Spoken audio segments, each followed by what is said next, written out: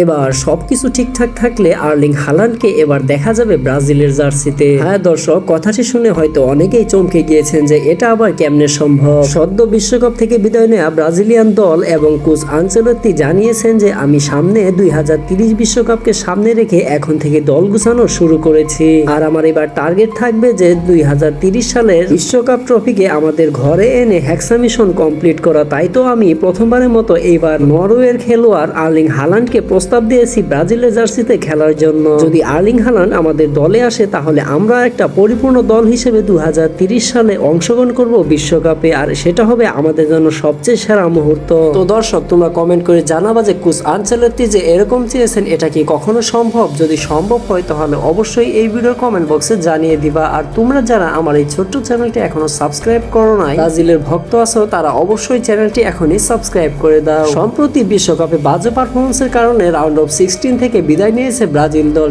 এবং নরওয়ের কাছে গোল খেয়ে তারা মাথা নষ্ট হয়ে গেছে কোচ আনচেলত্তি। তিনি আরো স্পষ্ট করে জানিয়েছেন যে আমি সকল খেলোয়াড়ের দৃষ্টি আকর্ষণ করে বলতেছি যে তোমরা যারা আমার সাথে এবারে 2026 বিশ্বকাপে অংশগ্রহণ করেছিলে, তোমাদের পারফরমেন্স আমাদের কাছে ঠিক তেমন একটা ভালো লাগে নাই, কিন্তু 2030 সালে আমি যদি বেঁচে থাকি তাহলে এই বিশ্বকাপ ট্রফিটা আমাদের ঘরে চাই, এমনটাই জানিয়েছেন ব্রাজিলিয়ান এক গণমাধ্যমে। আর সেটার জন্য তিনি সবচেয়ে বেস্ট প্লেয়ার বেছে নিয়েছেন নরওয়ের সেরা খেলোয়াড় আর্লিং হালান্ড। তো দর্শক, এই ছিল সর্বশেষ আপডেট তোমাদের জন্য। পরিশেষে তোমরা যারা এখনো চ্যানেলটি সাবস্ক্রাইব করো নাই তাড়াতাড়ি চ্যানেলটি সাবস্ক্রাইব করে পাশেই থাকো।